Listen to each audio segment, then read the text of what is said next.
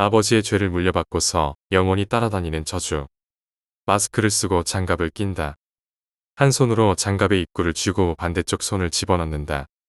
차가운 한기에 몸이 가볍게 떨린다. 장갑은 한 번에 껴지지 않았고 손가락을 서너 번 끄덕거린 다음에야 완전히 밀착시킬 수 있었다. 반대쪽도 마저 끼운 다음 살며시 양손을 겨드랑이 사이로 갖다 댄다. 은은한 온기가 손바닥부터 해서 온몸으로 확산된다. 좀 전과는 비교도 안 될 만큼 소름이 돋아왔고 몸 전체가 제법 크게 들썩거렸다. 문을 열고 들어가자 모두의 시선이 한꺼번에 쏟아진다. 김 간호사가 준비가 끝났다고 고개를 끄덕였고 옆에 선 최 간호사가 튜브의 압력을 조정하고 있다. 그리고 오른쪽 구석에 그년이 있다. 심장 소리가 우레처럼 커진다. 허벅지가 나른해지면서 주저앉고 싶은 충동이 일어난다. 재빨리 의자를 당겨와 엉덩이를 갖다 댔다. 눈앞에 시커멓고 음습한 구멍이 보인다. 구멍은 확장기에 의해 한껏 벌어진 상태였는데 미약하게 꿈틀거리고 있었다. 손을 내밀자 김 간호사가 집게와 가위를 쥐어준다. 그것을 양손에 나눠 들고는 구멍 속으로 집어넣었다. 조심스레 손을 더듬어 목표물을 찾기 시작한다. 찾았다. 목표를 이뤘지만 기대만큼의 성취감도 없다. 집게를 갖다 대자 그것이 요동을 친다. 소용없는 짓이다. 또 가네든 쥐다. 집게로 그것의 한 부분을 집었다. 축적된 경험으로 그것이 팔이라는 것을 알았지만 단언컨대 나에겐 아무런 상관이 없다. 가위를 벌리자 그것이 더욱더 크게 요동친다. 필사적으로 벽을 긁고 두 다리를 파닥거린다. 집게가 흔들린다. 빠지기 전에 얼른 가위로 싹둑 잘랐다. 가위는 한 번에 교차되므로 깔끔하게 맞물렸다. 팔 한쪽이 떨어져 나간 그것은 구멍 전체가 흔들거릴 정도로 발광을 해댄다. 이때부터가 중요하다. 임전무퇴 무조건 밀어붙여야 한다. 숨도 쉬지 않고 가위질을 해댄다. 독일산 의료용 숫돌에 잘 벼린 가위날은 피육을 뚫고 채 연글지 못한 뼈마저 손쉽게 가른다. 조각나고 분해된 그것이 움직임을 멈췄다. 아니 솔직히 말하면 움직임을 멈춘 지는 꽤 시간이 지났다. 다만 잠시 후를 위해 뒤 작업을 충실히 하는 것이다. 집게를 휘휘 젓자 조각들이 양수와 함께 뱅그르르 돈다. 천천히 손을 빼낸다. 비릿한 짠내가 확 끼친다. 손보다도 한 발 앞선 냄새는 위생 마스크를 뚫고 기세를 몰아 코의 점막마저 뚫어버렸다. 뒤늦게 빠져나온 손, 아니 시뻘건 덩어리. 덕지덕지 붙어있는 조직과 장기들, 그리고 그것들을 끈끈하게 이어주는 점도 높은 블러드. 물끄러미 그것을 보고 있자 최 간호사가 세면대에 물을 튼다. 세면대로 가기 위해 일어서자 김 간호사가 준비한 진공흡입기를 구멍에 쑤셔 박는다. 손을 씻자 점차 심장박동이 정상을 되찾았다. 흔들리던 허벅지가 정상으로 돌아왔고 저 깊숙한 곳에서 용기가 오아시스처럼 솟았다. 손 씻기를 마친 나는 거만하게 가슴을 내밀었다. 고개를 살짝 뒤로 제치고 눈을 내리깔았다. 한쪽 구석에 그년이 우두커니 서 있었다. 누런 집신의 선명한 색동 저고리를 입은 그녀는 잠자코 서 있을 뿐이었다. 수많은 머리카락이 얼굴 전체를 뒤덮었고 끝은 배꼽까지 내려와 있었다. 시발년이 뒤지려고. 용기 백배해진 나는 그녀를 한번 노려보고는 시선을 돌렸다. 수술대 위에 여자가 모아둔 한숨을 토해낸다. 시계를 보니 마취에서 깨어날 시간이다. 농구공만 하던 배는 납작해졌고 늘어진 배가죽이 잔주름으로 단층을 이루고 있었다. 다들 수고했어요. 수술실을 빠져나와 중앙 로비를 가로질렀다. 선생님, 어찌 됐습니까? 초조한 기색에 30대 남성이 기다렸다는 듯이 달려들었다. 잘 끝났습니다. 환자분 회복실로 옮겨드릴 테니 조금만 기다리세요. 남성은 연거푸 고개를 숙였고 양손을 덥석 움켜쥐었다. 남성이 고개를 들자 일그러진 얼굴이 나타난다. 팔자주름이 길게 늘어짐과 동시에 더운 눈물이 흘렀다. 잘해주세요. 잘 먹이고 잘 재우고 안 그럼 몸 축납니다. 남성의 어깨를 가볍게 두드려준 뒤 집무실로 향했다. 슬쩍 돌아보자 그년도 뒤뚱거리며 따라오고 있었다. 평소라면 겁에 질려서 떨었겠지만 지금은 아니었다. 전신에 털이 모조리 설 만큼 무섭던 그 걸음걸이도 전혀 무섭지가 않았다. 오히려 우스웠다. 실제로 약간 비웃은 나는 집무실 문을 힘차게 잡아당겼다. 어린 시절 문득문득 느끼던 이질감, 위화감. 그 시절에 내가 할 수 있는 최선의 방법은 무시하는 것이었다. 프레시맨 크레파스로 그리기에 심취하거나 메칸더 비위가 나오는 만화에 흠뻑 빠졌을 때도 의식의 한 끄트머리에선 언제나 그것을 인식하고 있었다. 그때까지는 괜찮았다. 깜짝깜짝 놀랄 때도 있었지만 그건 드문 경우였다. 친절하게도 그것은 예고와 함께 찾아온다. 고주망태가 되신 아버지가 현관을 들어서면 그것이 따라 들어온다. 아버지가 터벅질을 한다고 변기에 머리를 쳐박고 있노라면 그것이 한편에 우두커니 서 있는 것이다. 아버지가 안방으로 가면 그것도 안방으로 갔고 베란다로 나가면 그것도 베란다로 나갔다. 그래서 평일 낮 동안은 잠시 평온하다. 그 무렵 일기장에다 아버지가 주말에도 일하러 나갔으면 좋겠다고 쓴 적이 있다. 초등학교 저학년인 철부지를 불러다 놓고 담임 선생님은 이것저것 코치코치 물었다. 물음의 대부분에 고개를 저었고 일부러 거짓말을 하지는 않았다. 그 후에도 여러 번 선생님과 독대를 가졌고 철이 들고서야 일기장 때문이라는 걸 알았다. 오해였지만 어떤 식으로든지 관심을 받는다는 건 나쁘지 않은 감정이었다. 그때까지는 괜찮았다. 잠결에 요일을 느끼곤 깨어나 거실로 나왔을 때 괴괴한 가로등 비달에 그것이 죽은 듯 서 있었을 때에도 괜찮았다. 털썩 주저앉아 뜨끈한 오줌을 지렸지만 죽을 정도로 무섭진 않았다. 단지 놀랐던 것이다. 지금도 그 생각에는 변함이 없다. 변성기를 거치지 않은 하이톤의 두성 소리에 안방에서 엄마가 뛰쳐나온다. 엄마의 호들갑에 보란듯이 더 소리를 질렀다. 안도감이 밀려들자 일부러 방광에 힘을 주었다. 시커멓게 내복을 번져가던 오줌은 아롱지는가 싶더니 급격히 흘러나오기 시작한다. 소파 위에 뭉쳐있던 이불이 거치고 떡진 머리의 아버지가 고요하게 나를 바라본다. 무심한 듯 안타까운 저 눈빛. 거기서 여태껏 경험하지 못한 반항심이 고개를 쳐든다. 미안해야 하는 거 아닌가요? 누구 때문에 이 고생을 하는데 미안해서 어쩔 줄 몰라 해야 정상 아닌가요? 젠장, 당신 코가 석자라 이건가요? 그래도 당신은 성인이잖아요. 나는 아직 10살도 안 됐단 말이에요. 맹렬히 솟구치는 반항심을 방광의 관략근을 풀어버리는 것으로 표현했다. 부채꼴 모양으로 서서히 확산되는 오줌의 엄마가 마른 걸레를 갖다 댄다. 걸레를 3번이나 더 빨고 난 후에야 모든 오물이 말끔히 닦였다. 최후의 한 방울까지 뿜어낸 나는 노곤함을 느끼곤 벌러덩 자빠져 버렸다. 아버지의 직업은 교도관이다. 엄밀히 말하자면 교도관 중에서도 제일 깊이 직종인 사형집행관이다. 아버지가 근무하는 청송교도소에서는 일주일이 멀다 하고 사형이 집행됐다. 아버지와 또 다른 2명의 사형집행관이 각자 앞에 놓인 붉은 버튼을 바라본다. 판사의 집행명령이 떨어지자 사형수의 처절한 울부짖음이 들려온다. 하나, 둘, 셋 동시에 3사람이 버튼을 누른다. 이상하다. 노래 들려야 할 기계 소리가 들리지 않는다. 가장자리에 있던 뚱뚱한 집행관의 손이 안쓰러울 정도로 떨려온다. 오늘따라 특히 반듯하게 다려 입은 제복에는 구김 하나 보이지 않는다.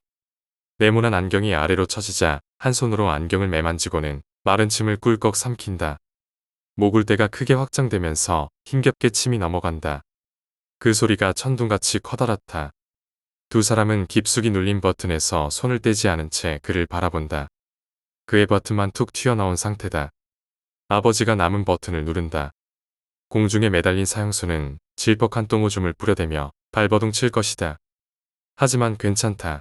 벌어진 철문의 아래쪽에는 커다란 대야가 이미 준비되어 있다. 고맙소. 그가 고마움을 표시했지만 아버진 괜찮으셨을 것이다. 정말 괜찮았을 거라고 절대적인 확신을 가진다. 눈을 감고 아버지의 표정을 상상해본다. 기이하게 빛나는 2 눈에 슬쩍 말아올린 입꼬리, 아마 양손을 번갈아가며 가슴을 치고 싶었을 수도 있으리라. 마치 킹콩이 육식공룡을 쓰러뜨렸을 때처럼 말이다. 마지막으로 아버지는 분명하고도 거침없이 내뱉으셨겠지. 나에겐 할아버지에 대한 기억이 없다. 할아버지는 아버지가 중학교에 입학하던 해 심장마비로 돌아가셨다고 한다. 언젠가 아버지와 단둘이 저녁을 먹던 날이 있었다. 모임에 갔는지 시장에 갔는지 기억나지 않지만 아무튼 엄마는 집에 없었다. 우리 부자만의 비밀, 감히 짐작조차 못하는 비밀을 공유하는 우리 둘이었다. 우리는 암묵적으로 그것에 대한 얘기는 꺼내지 않았다. 물론 그것은 냉장고 한편에 서서 아버지를 바라보는 중이었지만 둘 다 무시했다. 아니, 무시하는 척했다는 표현이 옳을 것이다. 오줌을 지리던 날 아버지는 내 입장을 이해해주는 유일한 사람이 되었고 나 역시 아버지에게는 유일한 직이요, 동반자가 되었다. 내 할아버지는 일제강점기 순사셨다.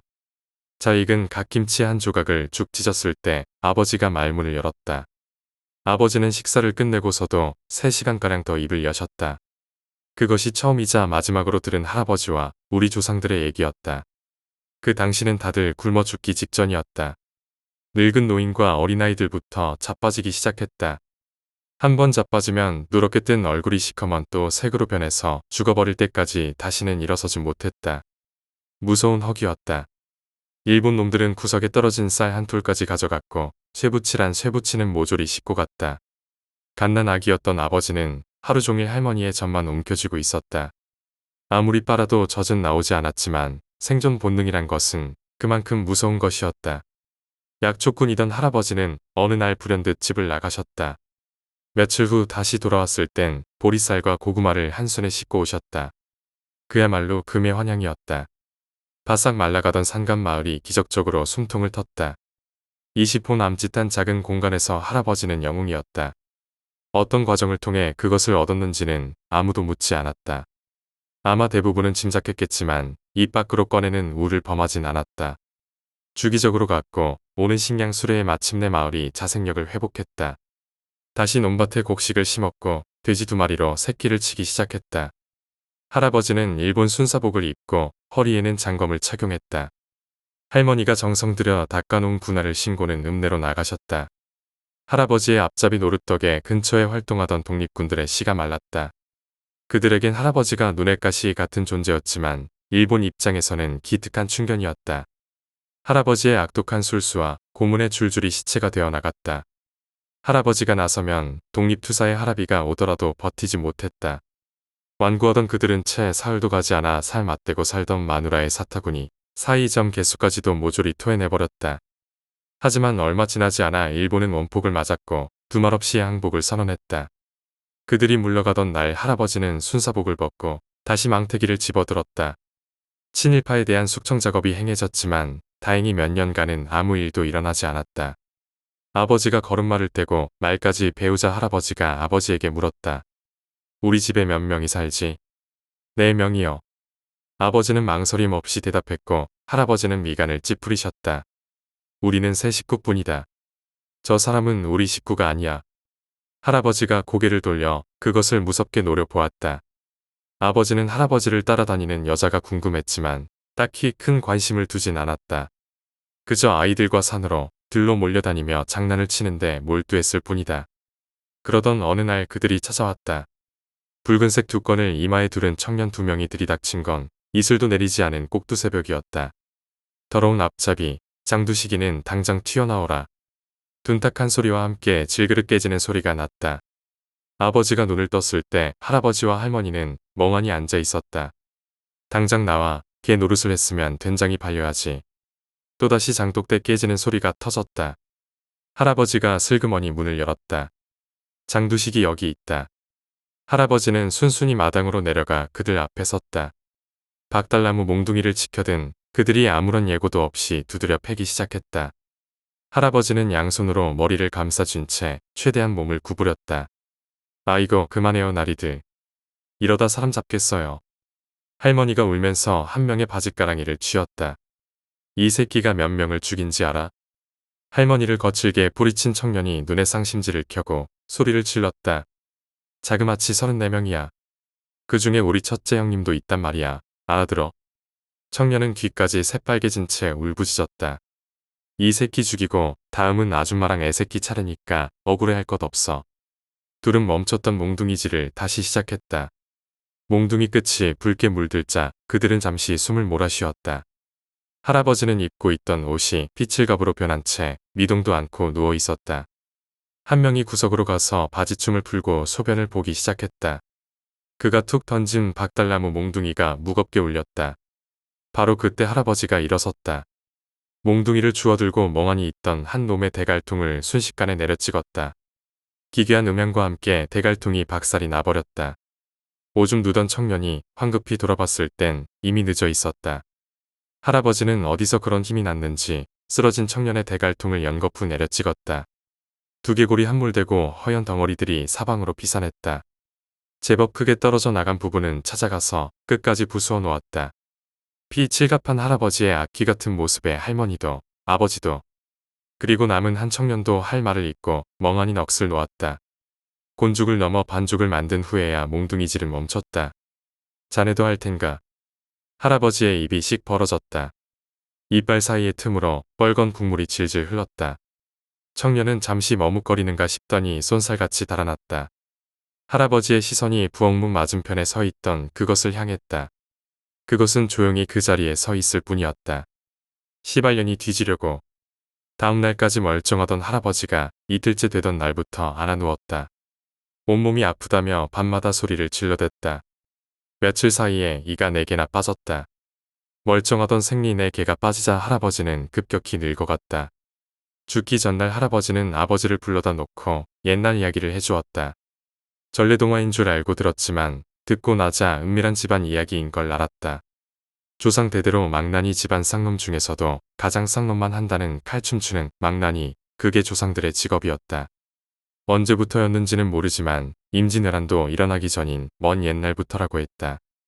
죽은 자들의 언혼이 쌓이고 쌓여서 마침내 소름 끼치는 결과물을 만들어냈다.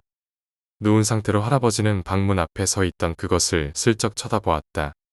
아버지도 따라서 그것을 보았는데 난생 처음으로 그것이 무서워지기 시작하는 순간이었다. 그러다가 할아버지의 윗대 조상 중 한 분이 조선에서 가장 영험한 무당을 불러다 놓고 구판을 벌였다고 한다. 무당의 요구사항이 너무도 많아 그것을 준비하는 데만 3년이 넘게 걸렸다고 한다. 그리고 벌어진 엄청난 규모의 구판에 조선 천지에서 구경꾼이 벌떼처럼 몰려들었다. 한 달간의 구판이 끝나자 무당은 잠들듯 죽어 있었다. 실패한 거네요. 찢어놓은 갓김치를 도로 내려놓은 뒤 아버지에게 물었다. 아마 그랬을 테지. 아버지가 애써 냉장고 쪽을 외면한다. 할아버지는 그렇게 돌아가신 건가요? 아버지가 고개를 저었다. 이야기는 지금부터라는 듯이 의자를 당겨 앉았다. 할아버지 얘기를 들은 다음날 사단이 일어났다. 바로 아버지 인생에서 가장 기억하기 싫은 끔찍한 일이 아버지가 밤중에 반사적으로 몸을 벌떡 일으켰다. 뭔가가 관통한 듯이 놀라서 깨어난 것이다. 옆을 보니 할머니가 곤히 주무시고 계셨다. 다행이다. 다시 그 옆을 보니 할아버지가 눈을 뜨고 있었고 그 위에 그것이 올라타 있었다. 그것이 그만큼 가까이 간 것을 본 적이 없던 아버지는 불현듯 공포심을 느끼고는 이불을 뒤집어 썼다. 무서웠다. 오줌이 나올 것 같았다. 어떻게 됐을까? 죽었을까? 호기심은 죽음과도 맞닿아 있다고 누가 그랬던가? 아버지는 끝내 이불을 들추고 할아버지를 보고 말았다. 그것이 할아버지의 얼굴과 팔꿈치의 하나의 거리를 둔 채 마주보고 있었다. 머리카락이 할아버지의 목에 뒤엉켜 있어 숨도 못 쉬면 어쩌나 걱정이 들었다. 그것의 손이 이마로 향한다. 그것의 손을 보기는 처음이다. 뼈만 남은 앙상한 손. 그 손이 천천히 얼굴을 가리고 있던 머리카락을 좌우로 걷기 시작했다. 아버지의 뇌가 위험하다고 경보음을 울렸다. 심장이 발작적으로 쿵쾅거리고 전신의 털이 거꾸로 솟구쳤다. 그래서 보셨나요? 열린 창문도 없는데 싸늘한 한기가 한가닥 흐른다. 못 봤어. 아버지는 한숨을 내쉬었다. 잔 건지 기절한 건지 일어나 보니 아침이었어. 그럼 할아버지는요? 죽었어. 내 물음이 채 끝나기도 전에 아버지가 쏜살같이 대답했다. 마치 기다렸다는 듯이 으르렁거렸다. 그 모습이 너무 무서워 비명을 지를 뻔했다. 얘기는 여기까지다. 너에게 더 알려줄 건 없어. 아버지와의 대화는 그렇게 끝이 났다. 아버지는 모두 얘기했다고 했지만 사실은 한 가지가 더 남아 있었다. 차마 그것까진 말 못하셨지만 오래 지나지 않아 난 그것마저도 알아냈다. 할아버지가 죽자 그것은 아버지에게 대물림 되었고 어디를 가든 따라다녔다. 할아버지의 얘기를 듣고 난 후부터 난 부쩍 성숙해졌다. 어린 나이에 세상사의 많은 것을 깨우친 듯했다. 세수를 할 때나 자려고 누웠을 때 좌우로 고개를 흔든다. 맹렬히 거부해보지만 성숙한 이성은 그것이 진실이라고 매몰차게 말해주었다. 아버지가 죽으면 나한테 오겠지. 가만히 상상을 해본다. 가로등도 없는 어두운 밤 골목길, 쥐새끼 하나 없는 그곳을 우연찮게 걷고 있다. 괜스레 무서운 생각이 들어 젠걸음을 재촉한다.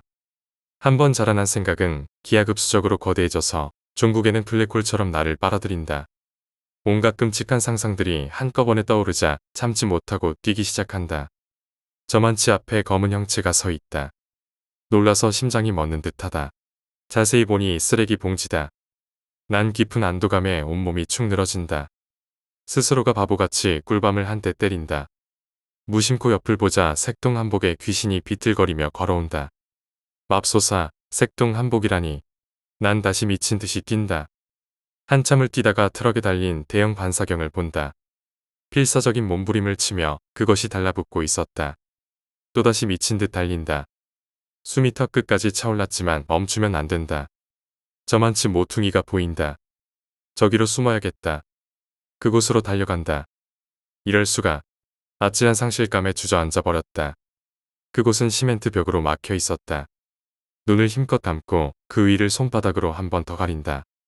귀신이 코앞에 있음을 느낀다. 하지만 결코 나를 만지지는 않는다. 언제까지나 서서 나를 지켜볼 것이다. 초등학교 시절의 마지막 방학식 날이었다.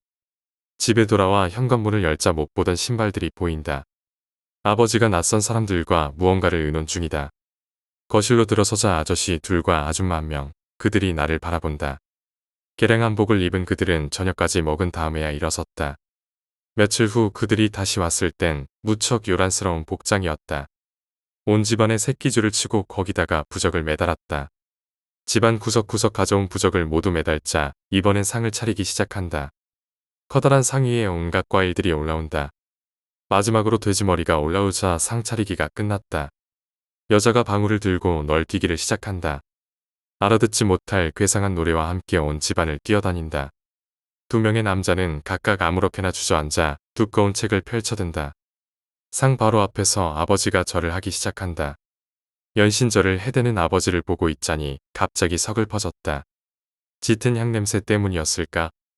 아니면 굴레에서 빠져나오려 몸부림치는 아버지가 불쌍해서였을까? 아무튼 내 얼굴은 눈물과 콧물이 범벅이 되어버렸다. 그 언젠가 조상 한 분이 그랬던 것처럼 아버지도 가만히 계시지 않았다. 정해진 운명이지만 순순히 항복하지는 않았던 것이다. 낮부터 시작된 구판은 자정까지 이어졌다. 나는 자지 않고 구판을 지켰다. 하지만 그것은 여전히 우두커니 서 있을 뿐이었다. 새벽 2시가 되자 껌뻑 졸던 내가 깜짝 놀라 정신을 차렸다. 촛불들이 격렬하게 흔들리고 있었고 그것 중 몇 개는 실제로 꺼져버렸다. 무척 생소한 느낌, 거대한 무언가가 집 전체를 감싸고 있었다. 그런 기분은 난생 처음이었다. 굿이 효과가 있는 것인가? 우두커니 서 있던 그것이 조금씩 움직인다. 그리고 아버지의 주위를 천천히 돌기 시작한다. 끔찍한 두통에 소리를 지를 뻔했다. 뭔가가 서서히 옥죄어 오고 있었다. 원망과 저주, 피 끓는 감정들이 회오리치듯 사방천지로 몰아친다. 때맞춰 그것이 점점 빨리 움직인다. 절름발이 병신처럼 뒤뚱거리며 아버지 주위를 빠르게 빙빙 돈다. 아버지의 안색이 시퍼렇다. 곧 죽을 것처럼 위험해 보인다. 지켜보기만 하는 나도 이럴 진데 당사자인 아버지는 어땠을까? 빙빙 돌던 그것이 갑자기 지랄 발광을 해댄다. 온몸을 부르르 떨며 기괴한 동작을 짓는다. 시퍼런한 뿌리 깊은 원혼들의 한이 일제히 몰려든다. 세 사람도 굿을 멈추고 벌벌 떨고 있다. 그들도 처음 경험했을 것이다. 도대체 무슨 짓을 해야 이만한 원한이 쌓일 수 있을까? 그들은 짐작도 못할 것이다. 대를 이어올 때마다 한이 쌓이고 쌓였다. 남김없이 갈무리 된 그것은 깊이를 짐작하기 어려울 만큼 어마어마한 양이었다. 아버지가 꺽꺽 넘어간다. 아버지의 전신을 그것이 미친 듯이 어루만진다. 그러던 한순간 그것이 움직임을 멈췄다. 그리곤 서서히 얼굴을 아버지에게 가져간다. 아버지가 보았다던 할아버지의 최후가 떠올랐다. 그것이 손을 뻗어 이마로 가져간다. 죽을 것 같다. 무서워서 죽을 것 같다. 그 옛날에 아버지는 기절했지만 난 그러지 않았다. 두 눈 똑바로 뜨고 모든 것을 지켜보았다. 그것이 천천히 머리카락을 치운다. 양쪽으로 머리카락이 갈라진다. 일순간 머리카락이 확 찢어졌다. 그걸로 끝이었다. 아니 시작이었다. 아버지는 끝이었지만 내게는 시작인 셈이다. 아버지는 예상과는 달리 제법 평안한 표정으로 숨을 거두었다. 죽는 것이 차라리 편했던 것일까? 죽어서야 비로소 벗어났다고 기뻐했던 것일까? 사람들로 붐비는 장례식장에서 골똘히 생각해본다. 밝은 대낮에 형광등까지 모조리 켜져 있고 수십 명의 사람들까지 있었지만 그것은 결코 사라지는 법이 없다. 한쪽에서 우두커니 서 있을 뿐이다. 아버지가 아닌 나를 향한 채. 인생에서 중요한 사건은 언제나 예고 없이 찾아오는 법이다. 중학교 2학년, 유달리 햇살이 밝았던 날로 기억한다. 너 나을 것 없이 왁자지껄한 점심시간 무렵 열린 창문 사이로 고양이 한 마리가 들어왔다. 새까만 도둑 고양이를 보자 우아라고 아이들이 감탄사를 내지르며 고양이에게 몰려들었다. 여긴 3층인데 저놈이 어떻게 들어왔을까? 고양이는 아이들이 주는 음식을 거부도 안 하고 받아먹었다. 어딜 가나 악동들은 있기 마련이다. 그날도 어김없이 그들이 뒤편에서 쑥덕거리고 있었다. 잠시 일어섰다 다시 앉았을 때 뭔가 물컹했다. 소름 돋는 느낌과 함께 벌떡 일어섰다. 아이들이 죽는다고 웃어댔다. 설상가상으로 고양이가 달려들었다. 발톱으로 손등을 핥히었다. 순식간에 빨간 줄이 쭉쭉 그였다. 도망가는 내게 고양이가 힘껏 점프했다. 눈앞에 시커먼 게 달라붙자 제정신을 유지할 수가 없었다. 손에 잡히는 대로 미친 듯이 고양이를 가격했다. 축 늘어진 고양이가 바닥에 떨어졌다. 하지만 죽은 게 아니었다. 여전히 살아서 꿈틀거리고 있었다. 근처에 있던 샤프로 놈을 힘껏 찔렀다. 날카로운 소리가 터져나왔다. 푹푹푹 수십 번도 넘게 찔렀다. 그래도 놈은 죽지 않았다. 벌떡 일어나 필통을 뒤졌다. 커터 칼이 보이자 냉큼 손에 쥐었다. 칼날을 거칠게 빼고는 미친 듯이 놈을 베어나갔다. 뜨끈한 피가 사방으로 튀었지만 멈추지 않았다. 기이한 집중력에 사로잡힌 나는 놈의 해체 외에는 관심을 둘 수 없었다. 살을 가르고 내장을 헤집었다. 입을 강제로 벌리고 목구멍 깊숙이 칼을 쑤셔 박았다. 나를 핥힌 앞발을 잘라내기 위해 반대쪽 손으로 그것을 단단히 움켜쥐었다. 격렬한 칼날 왕복 운동에도 발은 쉽게 잘리지 않았다. 조그마한 커터날이 뼈에서 더 이상 들어가지지 않았다. 칼을 아무렇게나 던져버리고 발을 덥석 물었다. 어금니를 사용해 힘껏 씹었다. 무서운 정적 속에 와드득 와드득 뼈 씹는 소리만 울려 퍼졌다. 마침내 놈의 발을 몸통에서 분리시키는데 성공했다. 가슴속에서 뭔가가 울컥 솟았다. 그것은 혈관을 따라 내 전신으로 퍼져나갔다. 거칠 것이 없었다. 숨을 크게 들이마시고 가슴을 확장시켰다. 그것은 거대한 자신감이었다. 거만하게 주위를 둘러보았다. 아이들이 벌벌 떨며 아무도 자신만만한 내 눈을 감당하지 못하고 꼬리를 내렸다. 그리고 그것이 언제나처럼 사물함 한편에 서 있었다. 애써 외면하며 언제나 피했던 그것 하지만 어찌된 영문인지 그것을 보자 웃음이 터져나왔다. 가소로워서 미칠 것 같았다. 가까이 가자 그것이 저만치 물러난다. 엉거주춤 물러서는 그 모습이 처량해 보인다. 짐짓 눈을 부라려준 다음에 돌아섰다. 만족감에 어깨가 으쓱거린다. 의대에 진학했다. 중학교도 고등학교도 졸업하지 못했지만 남들보다 빠르게 의대에 입학했다. 머리가 좋아서도 공부에 관심이 있어서도 아니었다. 그럼에도 의대를 간 것은 어떤 절박감 때문이었다.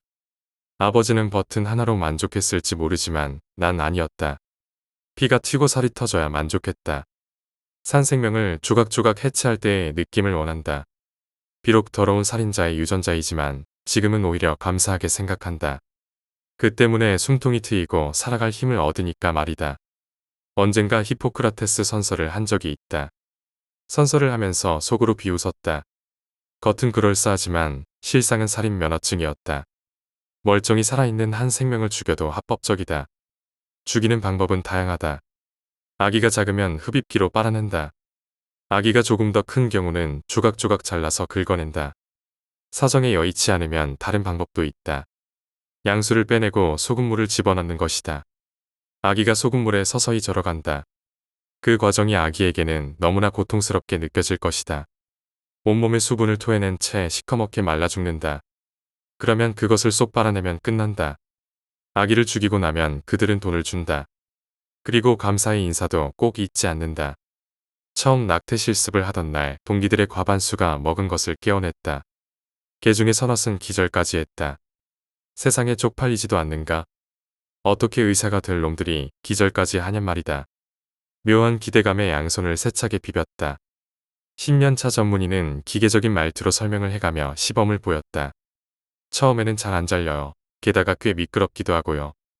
전문의의 인상이 실제로 구겨졌다. 이거 잘 안 잡히네. 모두가 충격 속에서 시술 장면을 지켜보았다. 잡았다. 전문의가 환한 웃음을 짓는다. 싱그러운 미소다. 그의 말에 내 기분도 덩달아 좋아진다. 잡고 나서도 안심하면 안 돼요. 가끔 힘이 장사인 놈들이 있거든요. 그의 농담에 하마터면 웃음을 터뜨릴 뻔했다. 간신히 웃음을 참고는 그의 유머 감각을 칭찬했다.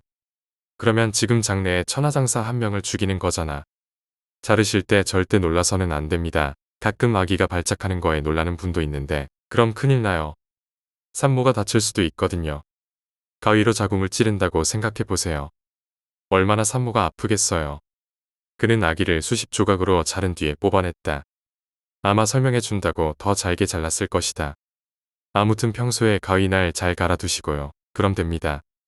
그가 씻지도 않은 손을 우리에게 내민 채 마지막 강의를 했다. 여기저기서 비명이 터지고 토악질을 해댔다. 역한 냄새에 나도 모르게 그들과 함께 물러섰다. 옥의 티로군. 너무도 유익한 수업이었다. 그 시간만큼은 그것이 옆에 있든 말든 신경 쓰이지 않았다. 30이 다 돼서야 첫 선을 봤다. 애초에 여자를 사귈 재주도 구실도 없는 내가 할 수 있는 유일한 방법이었다. 직업 때문인지 선자리는 끊임없이 들어왔고 9번째 만에 첫사랑을 만났다. 그녀는 내 직업을 듣고 난 뒤 존경스러운 눈빛으로 나를 바라보았다. 참 보람된 일을 하시네요. 무척 선이 고운 얼굴이었다. 눈썹은 날아갈 듯 사뿐했고 웃을 때 드러나는 보조개는 치명적이었다. 어느 날 그녀가 내 손을 이끌고 고속버스에 올랐다. 춘천은 왜? 갈 데가 있어. 그녀는 제일 뒷좌석으로 간 뒤 창문을 활짝 열었다. 휘날리는 머리카락이 볼을 간지럽힌다. 하지만 이내 표정이 굳어졌다.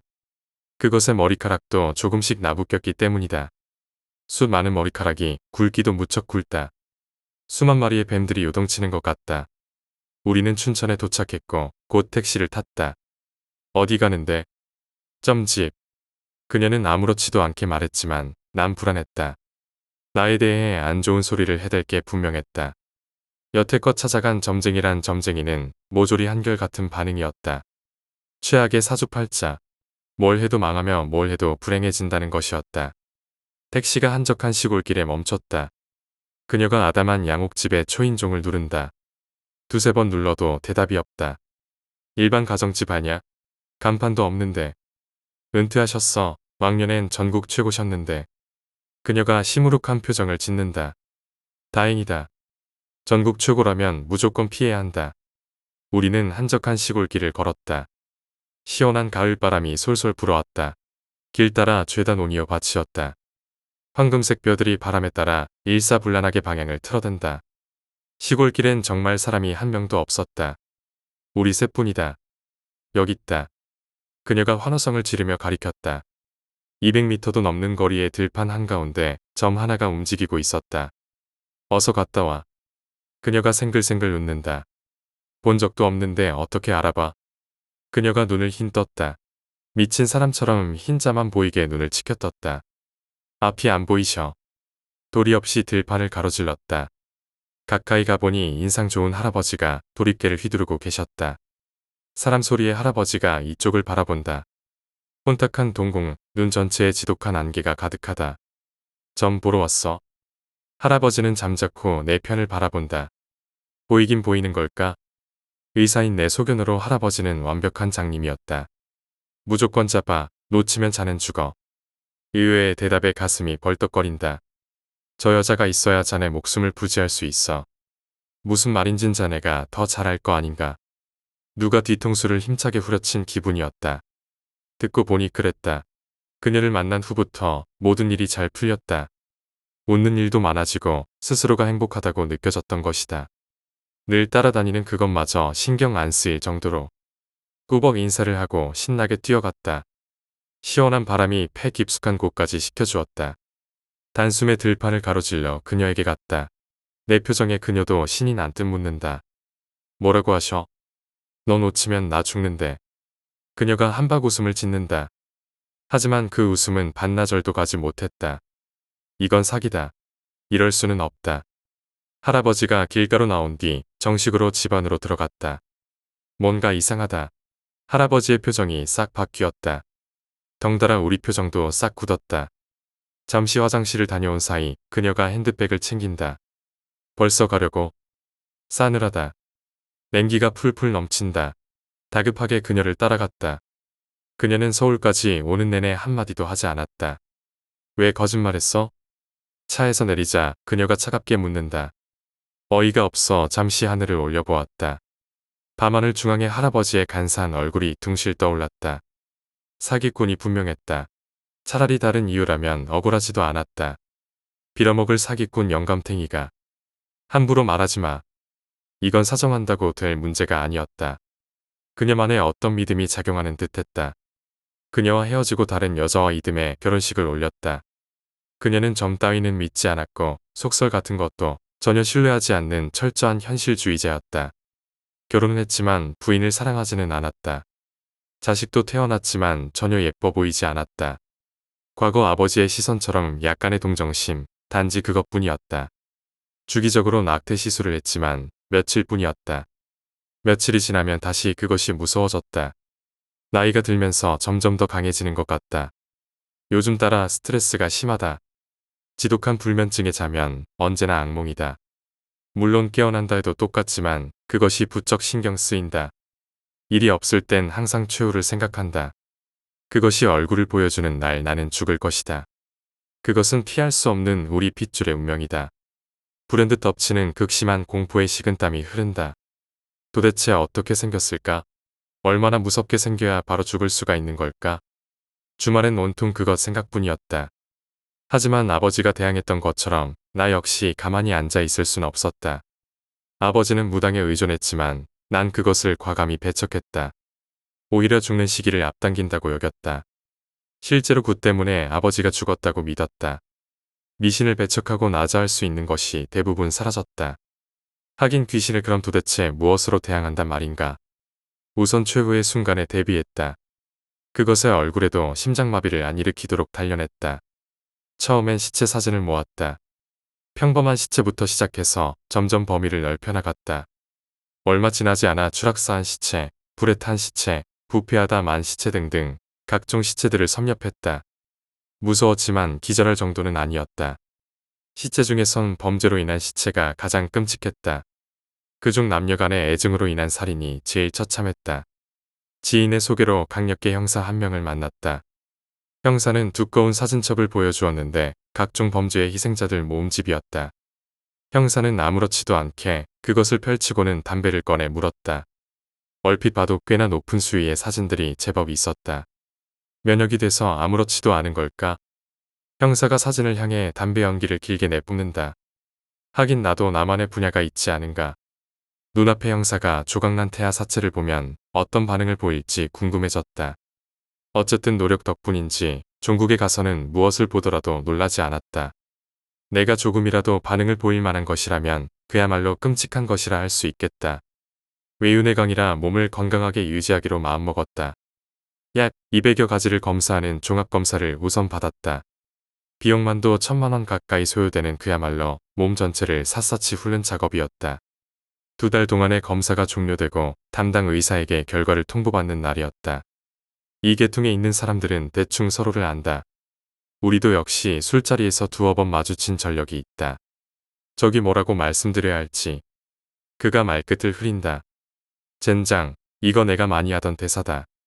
짧고 간결하게, 그리고 하나도 남김없이 말하세요. 그가 더욱 난처한 표정을 짓는다. 선생님께서는 생식 능력을 상실하셨습니다. 이건 또 무슨 소리인가? 의외의 대답에 멍한 표정을 지었다. 내 표정에 그가 더욱 황망한 표정을 짓는다. 선생님은 더 이상 아기를 가질 수 없습니다. 괜찮아요. 다른 이상은 없나요? 정말 괜찮았다. 혼전이라면 문제가 됐겠지만 지금은 결혼도 하고 아들도 하나 있지 않은가? 고한 암말기입니다. 자리를 박차고 나왔다. 물어볼 것도 없다. 고환 암은 초기 아니면 다 죽는 병이다. 어쩐지 얼마 전부터 고환이 간질간질하더라니만. 하지만 100% 확실한 것은 아니었다. 2%의 확률로 오진이란 것이 발생한다. 고환 암입니다. 안타까우시겠지만 우선 항암 치료부터 시작합시다. 2달 정도는 충분히 늘릴 수 있어요. 며칠 지나서 다른 병원의 결과까지 받았다. 2달이 언제부터 충분한 시간이었던가. 단호하게 말하던 그놈의 머리가죽을 벗겨버리고 싶었다. 난 이제 죽는다. 죽는다. 3달도 못 가 죽을 것이다. 기어코 확실하게 죽을 것이다. 문득 암으로 죽을지 심장마비로 죽을지 헷갈렸다. 이런들 어떠하리 저런들 어떠하리 무엇으로 되지든 그거 달아 무엇하리. 차라리 암보다는 화끈하게 심장마비가 나을 듯 싶었다. 하지만 그건 대단한 착각이란 걸 그날 밤에 깨달았다. 멍하게 거리를 걸었다. 길이 보이는 곳은 어디로든 걸었다. 뒤에선 분명히 그것이 따라오고 있을 테지만 신경 쓰기 싫었다. 그냥 다 귀찮았다. 벼락 같은 경적 소리에 정신이 번쩍 든다. 죽을라고 환장했나?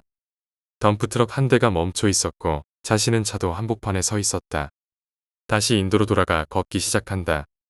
초등학교가 보인다. 아무 생각 없이 들어간다. 초등학교 운동장 치고는 꽤 넓다. 밤중이지만 곳곳에 설치된 가로등으로 제법 밝다. 누가 있는 듯하여 무심코 뒤를 보았다. 잘못 들었나 보다. 아무도 없다. 다시 이리저리 찾아보아도 역시 아무도 없다. 사라졌다. 그것이 사라진 것이다. 입꼬리가 말려 올라가다 중간에서 멈춘다. 그럼 뭐해, 곧 뒤질 거. 저만 치서 점 하나가 움직인다. 운동장 끝과 끝 사이. 점이 점점 커진다. 눈을 가늘게 뜨고 보니 어렴풋이 사람의 형체다. 점이 점점 커진다. 사람인 동시에 여자다. 점이 더욱더 커진다. 사람인 동시에 여자인 동시에 시발년이다. 무서운 속도로 달려오고 있었다. 어찌된 일인지 뒤뚱거리지도 않았다. 벌써 반이나 거리를 좁혔다. 엄청난 속도 때문인지 그것의 머리카락이 사방팔방으로 나부낀다. 머리카락 사이로 희끄무레한 것이 보인다. 심장이 중간 단계 없이 최대한의 출력으로 작동하기 시작한다. 잠시 잊고 살았던 그날의 기억이 떠오른다. 어마어마한 원한. 내 몸은 어느새 그날의 아버지를 다시 보고 있다. 그것이 아버지 위에 올라타 있다. 슬며시 머리카락을 젖힌다. 숨도 못 쉬고 그걸 지켜만 본다. 내 몸은 다 자란 성인이지만 꼼짝도 할 수 없다. 마치 어린 시절의 나처럼. 벼랑간 머리카락이 확 하고 젖혀진다. 순수한 공포심에서 우러나오는 비명을 질렀다. 그것이 달리는 속도를 높였다. 이제 거의 얼굴 윤곽이 보일 듯하다. 보면 죽는다. 저 얼굴이 망막에 아로새기는 순간 무조건 죽는다. 미친 듯이 팔목을 물어뜯었다. 어찌나 세게 물었던지 살점과 혈관이 같이 터져 나왔다. 팔목에서 피가 물총처럼 쏘아진다. 그것에 달려오는 속도가 약간 느려졌다고 느꼈다. 뜯어진 부위 사이로 손가락을 쑤셔 넣었다. 연한 살덩어리 사이에서 기다란 힘줄이 느껴진다. 힘줄을 잡고 서 있는 힘껏 당긴다. 찌익하고 힘줄이 대번에 팔 길이만큼 뽑혀 나왔다. 그것의 속도는 이제 눈에 띌 만큼 느려졌다. 뽑고 뽑아도 힘줄은 끝이 없었다. 키만큼의 길이에 해당하는 힘줄을 뽑아내자 드디어 그것이 달리는 걸 멈추었다. 머리카락은 다시 얼굴을 덮었고 그것은 조용히 내 옆으로 다가와 섰다. 고래고래 고함을 지르면서 벌떡 일어났다. 거친 호흡의 상체 전체가 위아래로 흔들거린다. 팔목을 보니 정상이다. 꿈을 꾼 것이다. 너무 억울했다. 분해서 꺼이꺼이 울었다. 울다 보니 나 자신이 불쌍해서 더욱 서럽게 울었다. 그러고 보면 이때까지 정말 편하게 지내 본 적이 없었다. 스스로에 대한 연민 때문에 울지 않고서는 맡길 수가 없었다. 침대 옆에 조용히 서 있는 그것을 바라보았다. 주섬주섬 옷을 챙겨 입고 거실로 나왔다. 마누라는 집에 거의 붙어 있지 않았다. 하지만 한 번도 거기에 대해서 언급한 적은 없다. 어차피 관심도 없었다. 역시 오늘도 나가고 없다.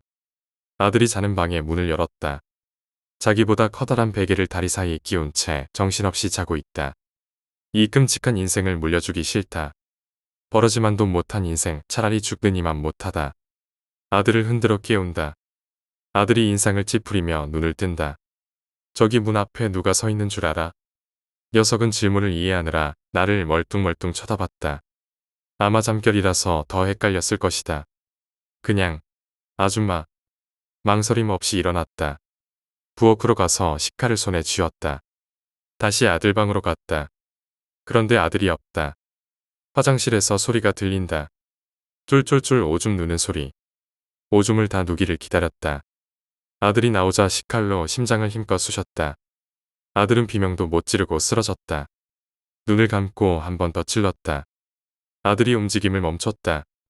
시카를 들고 그년을 보았다. 그년이 온몸을 비틀거린다.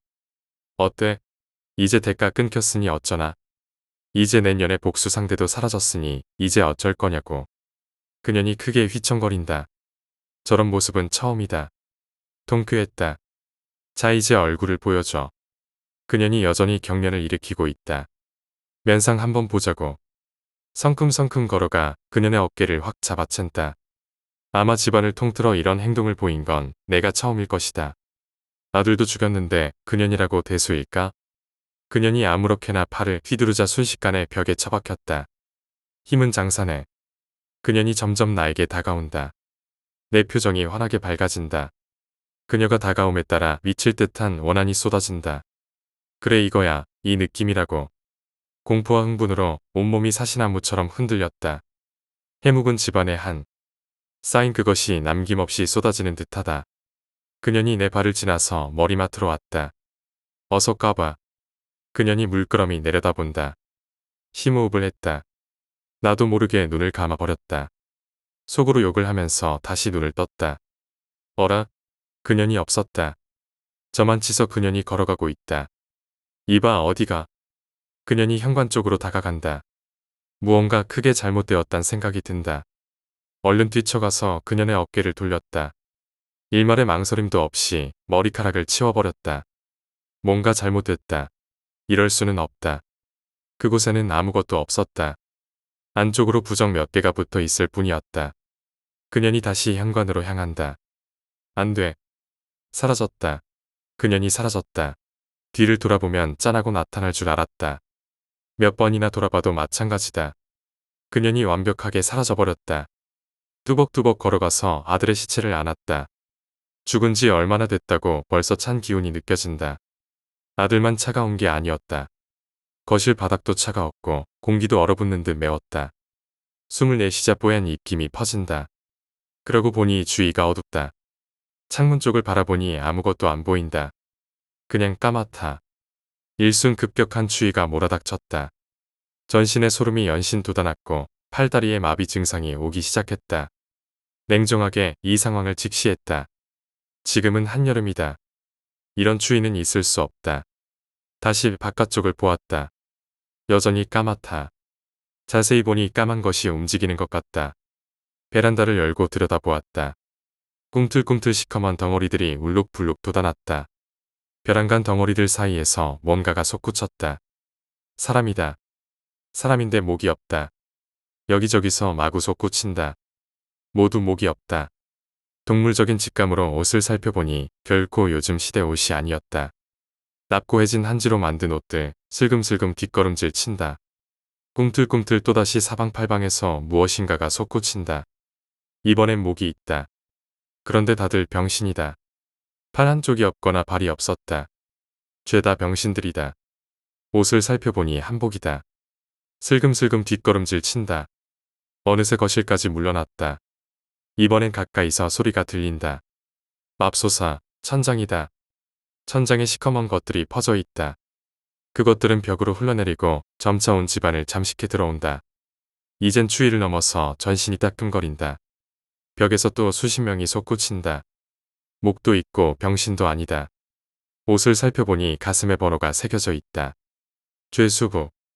정수리부터 시작해서 꼬리뼈까지 수십만 볼트짜리 전류가 흘렀다. 설마 하고 뒷걸음질 치다가 뭔가에 걸려 넘어졌다. 아들의 시체다. 뭔가 알 듯 말 듯 애매하다. 사라진 그년과 부적 그리고 나타난 원혼들. 깨알 같은 힌트라도 절실했다. 불현듯 사기꾼 할아버지가 떠올랐다. 수만 가지 생각이 서로 넝쿨처럼 꼬였다. 입구는 수십 개인데 출구는 하나다. 이 매듭의 시작점만 줄 수 있다면, 참말로 그럴 수만 있다면. 수십 번 침을 삼키고 미친 듯이 눈을 깜박거렸다. 최대한 뇌를 쥐어짰다. 가상의 선이 그어진다. 조심스레 그 선을 따라 걸었다. 눈앞의 굵은 선 외에는 죄다 함정이다. 밟으면 아래 도리가 터져버리는 지뢰밭이다. 발을 디디려는 찰나 오른쪽에 있던 선도 굵어진다. 곧 모든 선이 통나무 마냥 굵어져 버렸다. 서로 오라고 살랑살랑 꼬리를 흔든다. 빌어먹을 더 이상 짜낼 뇌도 없다. 탈수기까지 동원해서 모조리 짜내버렸단 말이다. 알렉산더의 검이 눈앞에 아른거린다.